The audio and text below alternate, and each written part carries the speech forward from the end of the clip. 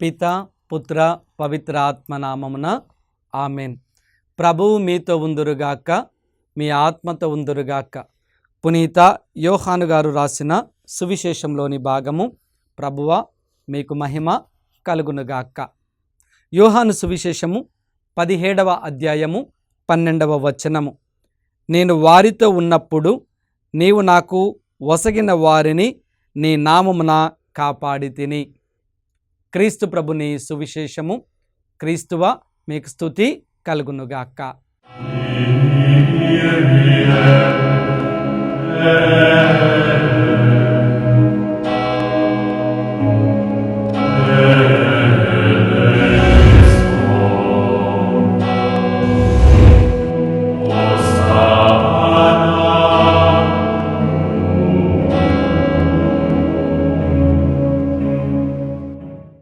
Praise the Lord, hallelujah. Praise the Lord, hallelujah, hallelujah. దేవుని ప్రియ సహోదరి సహోదరులారా, దివ్యవాణి వీక్షిస్తున్నటువంటి విశ్వాసులారా, అందరూ బాగున్నారా? బాగున్న వారమందరము మరి ఒక్కసారి దేవుని స్తుతిద్దామా? హల్లెలూయా. Praise the Lord. ఆనందంతో స్తుతిద్దామా? Hallelujah. Praise the Lord, hallelujah. Praise the Lord. దేవుని ప్రియ బిడ్డలారా, ఈ రోజున మనమందరము కూడా చక్కటి వాక్కును విన్నాం. ఏంటి ఆ వాక్కు? యోహాను సువిశేషము 17వ అధ్యాయం 12లో నేను వారితో ఉన్నప్పుడు వారందరినీ కూడా నేను కాపాడితిని అనే మాట మనం విన్నాం. అయితే కీర్తనల గ్రంథము 118వ అధ్యాయము 8వ వచనాన్ని ఒకసారి చూసినట్లయితే, నరుణ్ణి నమ్ముట కంటే ప్రభువుని ఆశ్రయించుట మేలు అనే మాట మనం చూస్తూ ఉన్నాం. నరుణ్ణి నమ్ముట కంటే ప్రభువుని ఆశ్రయించుట మేలు. చాలామంది తోటి వారిని నమ్ముతూ ఉంటాం, తోటి వారి మీద ఆధారపడుతూ ఉంటాం, బయట వ్యక్తుల మీద ఆధారపడుతూ ఉంటాం. వీరితో ఉంటే మనము ఈ రోజున ముందుకు నడిచిపోవచ్చు, ఈరోజు గడిచిపోతుంది అని అనేకమైనటువంటి ఆలోచనలతో వ్యక్తుల మీద ఆధారపడుతూ ఉంటాం. కానీ ఆ వ్యక్తులు మనకు నిజముగా సహాయం చేసేవారుగా ఉంటారా? నిజముగా ఎల్లప్పుడూ మనతోనే ఉంటారా అనేది ఈ ప్రస్తుత కాలంలో ప్రశ్నార్థకం. అందుకే వాక్కు చాలా క్లుప్తంగా తెలియచేస్తుంది. కీర్తనల గ్రంథం 118:8, నరుణ్ణి నమ్ముట కంటే ప్రభువుని ఆశ్రయించుట శ్రేయస్కరము లేదా మేలు. ఈ రోజున నీ సమస్య గురించి, నీ ఇబ్బంది గురించి, నీ కష్టం గురించి, నీ కన్నీటి గురించి నరులకు చెప్పినంత మాత్రాన ఏ ప్రయోజనము ఉండదు. నీ బలహీనతను బయట పెట్టుకుంటూ ఉంటావు. ఆ బలహీనతను అతడు తన హృదయంలో పదిలపరుచుకొనకుండా ఇంకొకరికి చెప్తూ అలా నీ బలహీనతను, నీ పరిస్థితిని, నీ కుటుంబ సమస్యలన్నిటినీ కూడా బట్టబయలు చేస్తూ ఉంటాడు. నువ్వు నమ్మి చెప్పినప్పుడు ఆ నమ్మకానికి తగ్గట్టుగా నరుడు జీవింపడు. అందుకే ప్రభువుని ఆశ్రయించుట మేలు. నీ ఏడ్పేదో ప్రభువు సన్నిధిలో కన్నీరు కారుస్తూ ఉన్నప్పుడు ఆ ప్రభువు నీ యొక్క ఏడ్పుకు, నీ కన్నీటికి తగ్గట్టుగా సమాధానాన్ని వసగు బిడ్డలను నీ దగ్గరికి పంపిస్తాడు. ఆయన తోడు ఎల్లప్పుడూ మనకుంటుంది. ఎలా ఉంటుందో తెలుసా? కీర్తనల గ్రంథము 3వ అధ్యాయము 3వ వచనం ప్రకారం ఆయన నిన్ను డాలువలే కాపాడుతాడు. 2వ మాట, నీకు గౌరవాన్ని అందిస్తాడు. 3వ మాట, ఆయన నిన్ను తల ఎత్తుకుని తిరిగే బిడ్డగా ఉంచుతాడు. 3 ఆశీర్వాదాలు ఒక్క వచనంలో.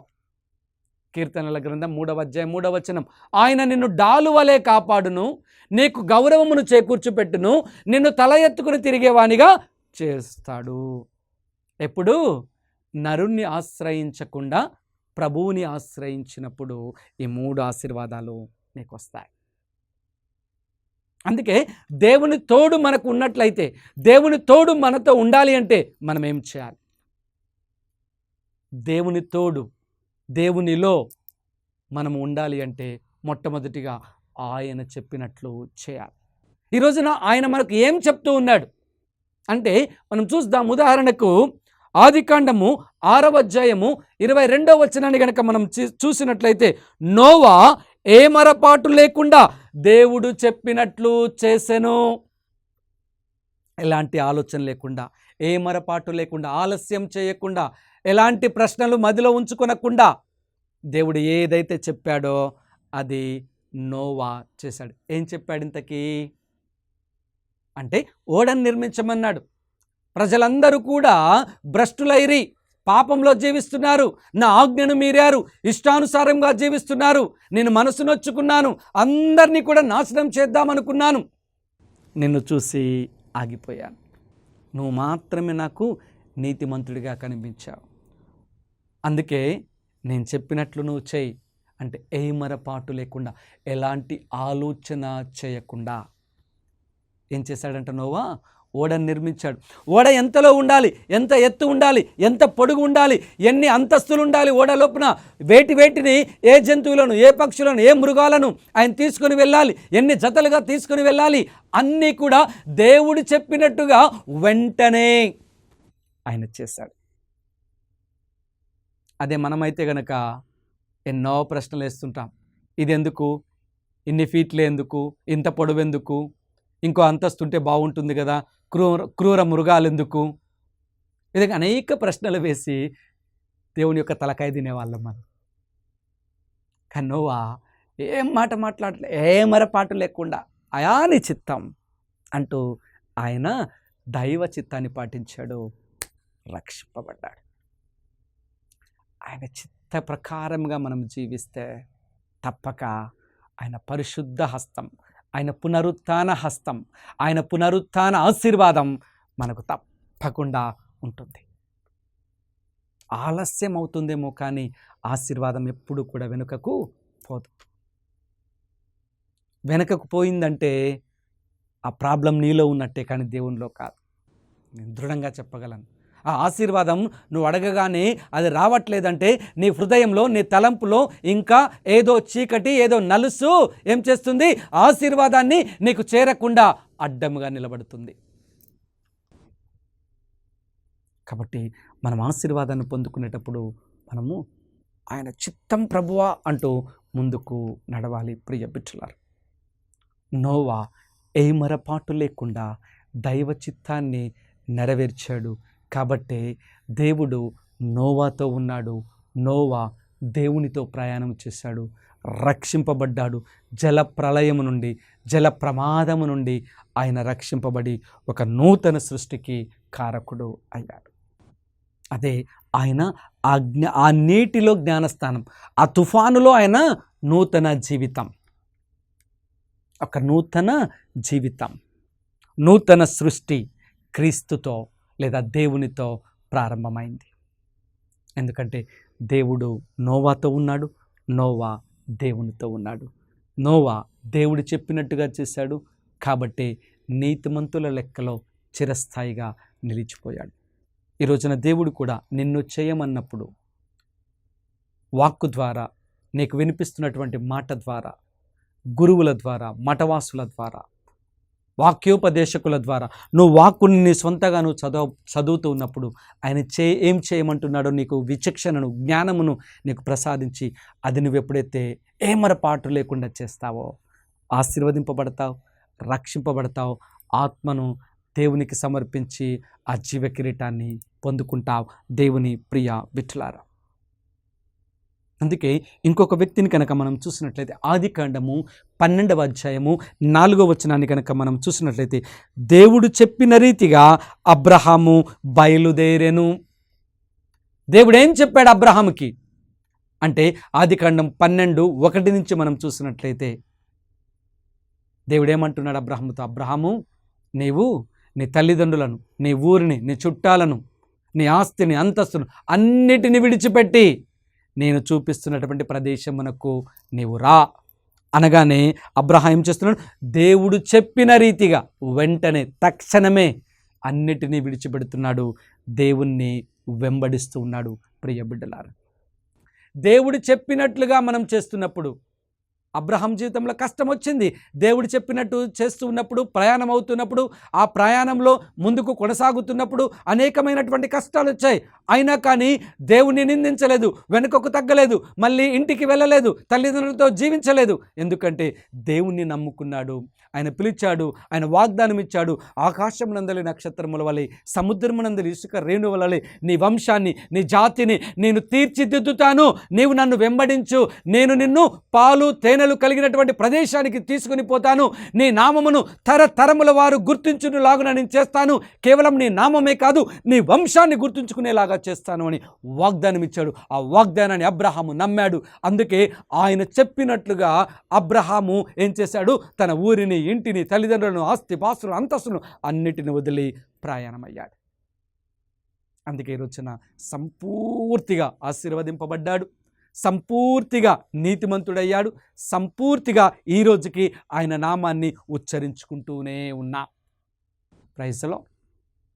ప్రైజ్లో ఈరోజున నీ గురించి కూడా చెప్పుకోవాలి అంటే, ఆయన చెప్పినట్లుగా, ఆయన చూపించు మార్గంలో, ఆయన పరివర్తన చెందమని ఏ విధముగా మనల్ని పరివర్తనలోనికి రమ్మంటున్నాడో అనేకమైన ఉదాహరణల ద్వారా మనకు బయలుపరుస్తున్నప్పుడు నీ మనసును, నీ జీవితాన్ని నువ్వు మార్చుకున్నట్లయితే దేవుని ప్రియబిడ్డ, తప్పకుండా నువ్వేమవుతావు?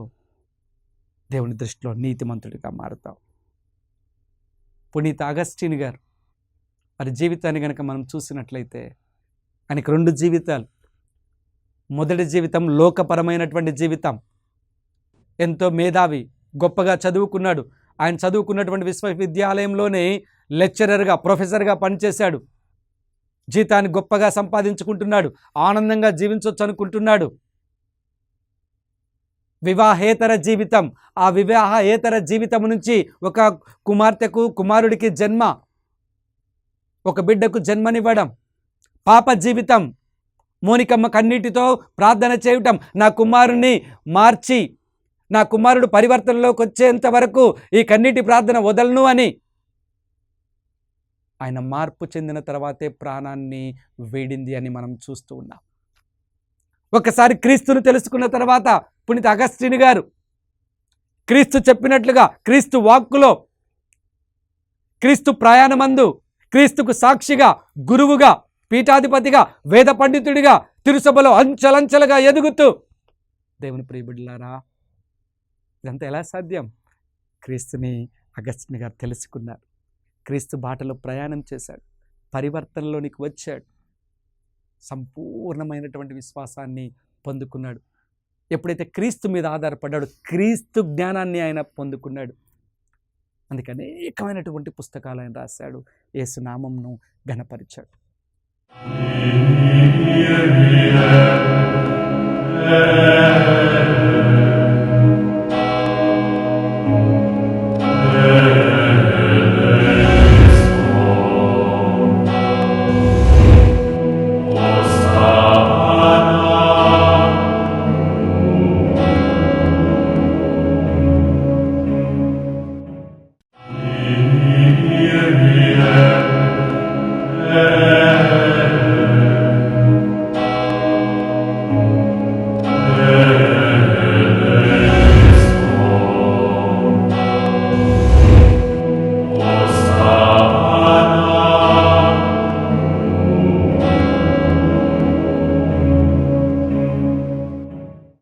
గురువు కాగానే మోనికమ్మ తల్లి ఎంతో సంతోషించి, అయ్యా నా కుమారుని మార్చావు, ఇన్ని సంవత్సరాలకి నా ప్రార్థన ఆలకించావా, ఇక నన్ను తీసుకొని పో అని ప్రార్థించింది.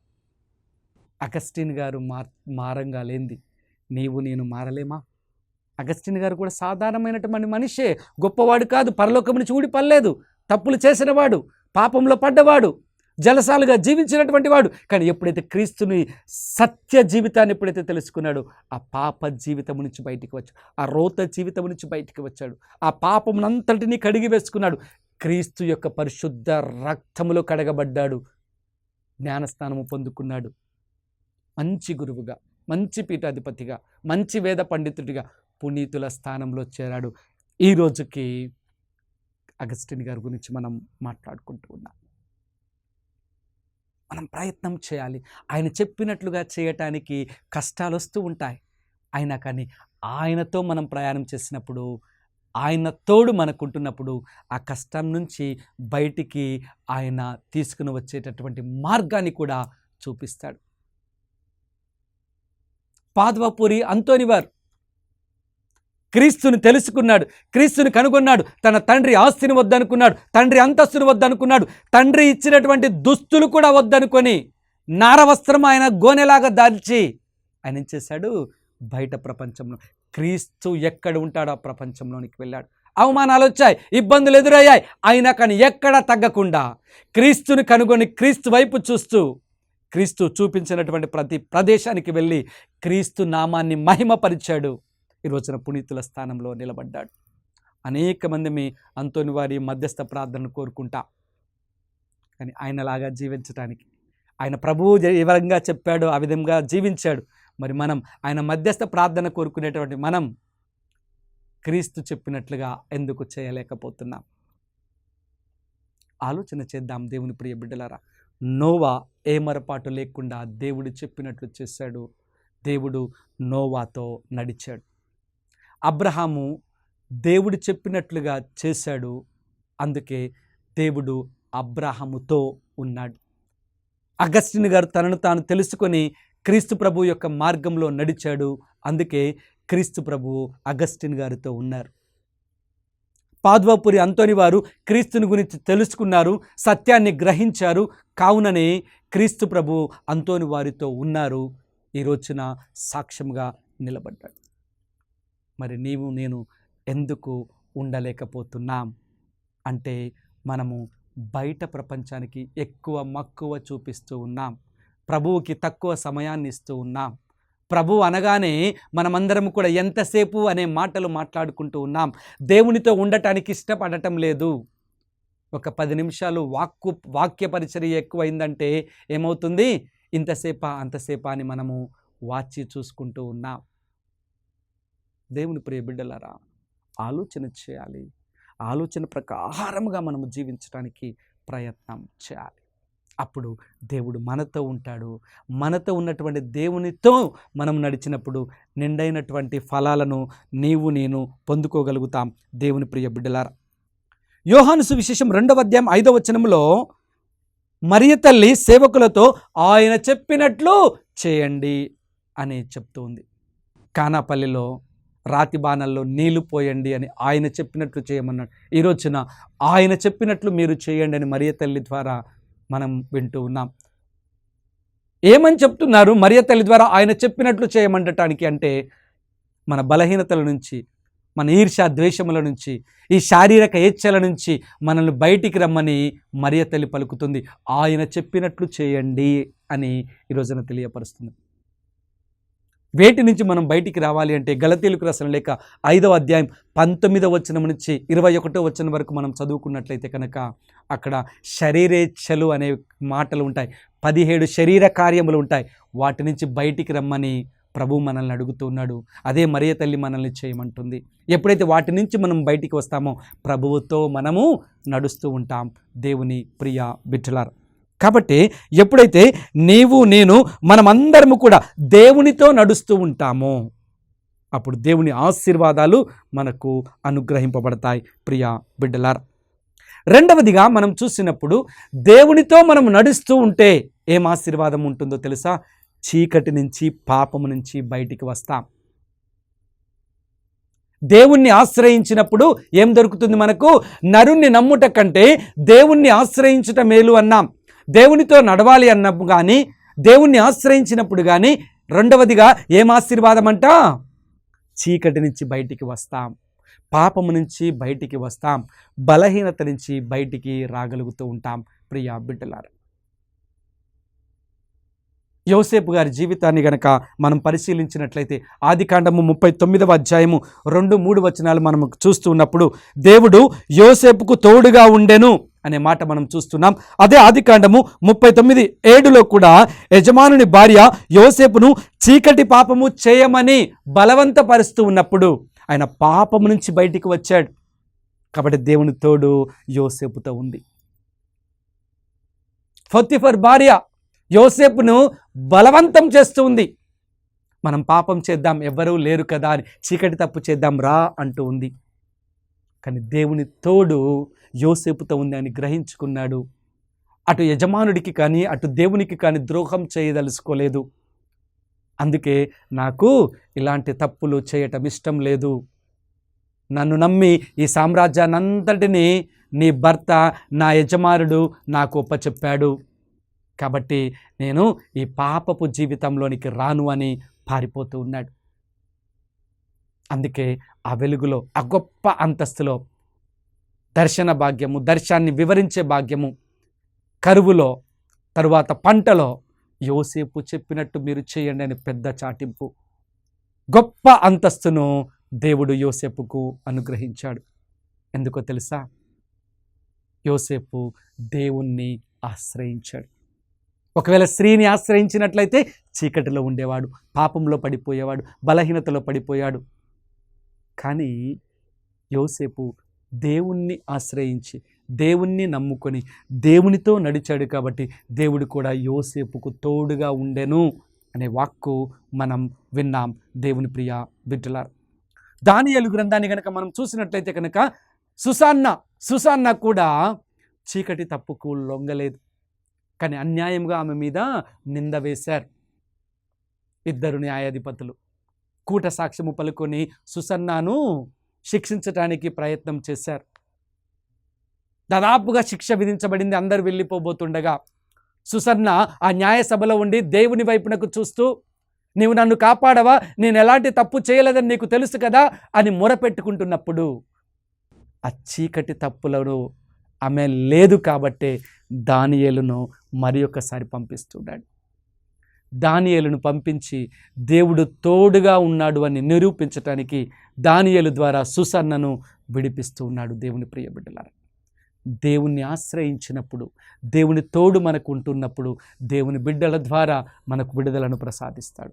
అవమానాల నుంచి బయటికి తీసుకుని వస్తాడు, కన్నీటి నుంచి బయటికి తీసుకుని వస్తాడు, ఓదార్పు వాడుగా మనతో ఉంటాడు. దేవుని ప్రియ బిడ్డలారా, అందుకే నరుణ్ణి ఆశ్రయించుట కంటే దేవుణ్ణి ఆశ్రయించుట మేలు. ఆయన చెప్పినట్లుగా మనం చేసినప్పుడు ఆయన తోడు మనకు ఉంటుంది. మనము ఆయనతో ప్రయాణం చేసినప్పుడు మనం ఏమవుతామంట? వెలుగులో జీవిస్తూ ఉంటాం. యోసేపు వెలుగులోకి ప్రవేశించాడు, సుసన్న వెలుగులోనికి ప్రవేశించింది.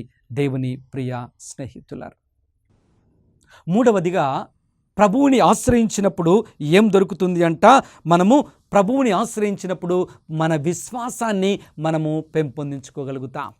అందుకే వాక్కు మనకు తెలియపరుస్తుంది. దానియేలు గ్రంథము 13:35 మనం చూసినట్లయితే సుసన్న దేవుణ్ణి నమ్మి, దేవుణ్ణి విశ్వసించి దైవం వైపునకు చూస్తున్నప్పుడు, ప్రార్థన విశ్వాసంతో చేస్తున్నప్పుడు దానియేలును పంపించి ఆమె విశ్వాసాన్ని బలపరిచి ఆమెను శిక్ష నుంచి, అన్యాయపు తీర్పు నుంచి కాపాడుతూ ఉన్నారు. దానియేలు గ్రంథము 13:44 కనుక మనం చూసినట్లయితే ప్రభువు ఆమె మొరను ఆలకించెను. విశ్వాసముతో సుసన్న ప్రార్థన చేసింది కాబట్టి ప్రభు ఆమె మొరను ఆలకించాడు.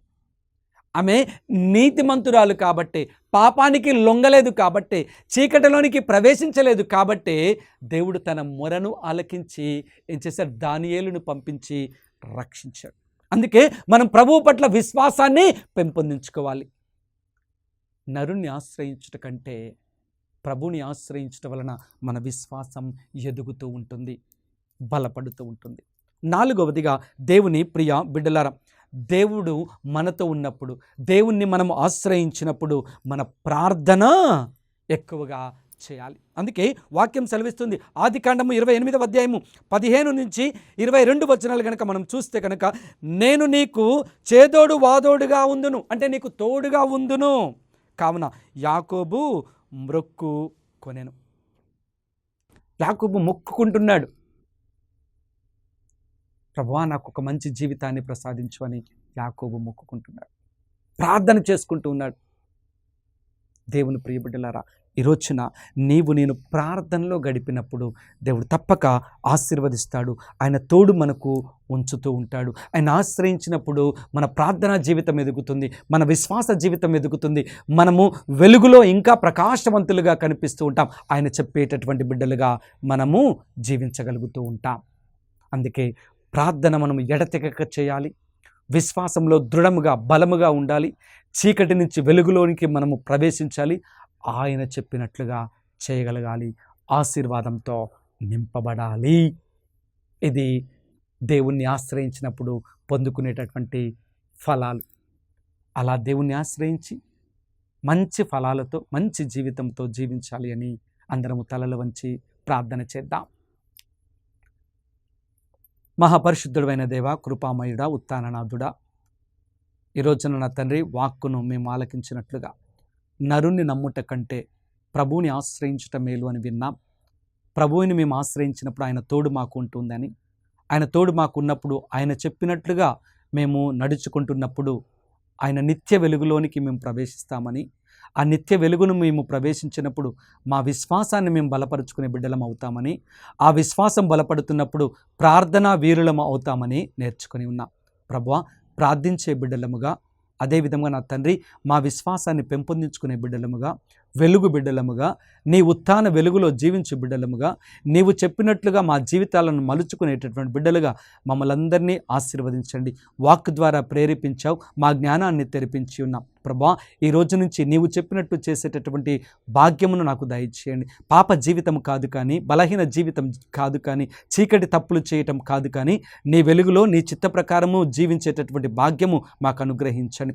యోసేపు ఏ విధంగా నా తండ్రి చీకటిలోనికి ప్రవేశించకుండా నిన్ను చూసి ఉన్నాడు. సుసన్న చీకటిలోనికి ప్రవేశించకుండా నీ వైపునకు చూసిందో, సుసన్న విశ్వాసాన్ని బట్టి దానియేలును పంపించి సుసన్నను కాపాడినట్లుగా ప్రభువా, మమ్మలను కూడా ఈ రోజున ఈ వాక్కు ద్వారా కాపాడమని, మా జీవితాలను మేము మార్చుకోవటానికి ఇచ్చిన గొప్ప అవకాశాన్ని బట్టి నీకు కృతజ్ఞతలను తెలియజేస్తున్నాం. మా ప్రార్థన ఫలాలను ప్రభువా నీవు తీసుకొని ఆ ప్రార్థనకు తగ్గటువంటి ఆశీర్వాదాలు మాకు అనుగ్రహించమని, ఎల్లప్పుడూ కూడా మేము ప్రార్థన వీరులముగా నైనా నిలబడు భాగ్యమును మాకు దయచేయమని మా నాథుడును మీ కుమారుడునైన యేసు అతి పరిశుద్ధ నామంలో అడిగి వేడుకొనిచున్నాము తండ్రి. Amen, amen, amen. ప్రభువు మీతో ఉందురుగాక, మీ ఆత్మతో ఉందురుగాక. సర్వశక్తిగల సర్వేశ్వరుడు పిత, పుత్ర, పవిత్రాత్మ మిమ్మందరినీ ఆశీర్వదించి కాచి కాపాడుదురుగాక. ఆమెన్.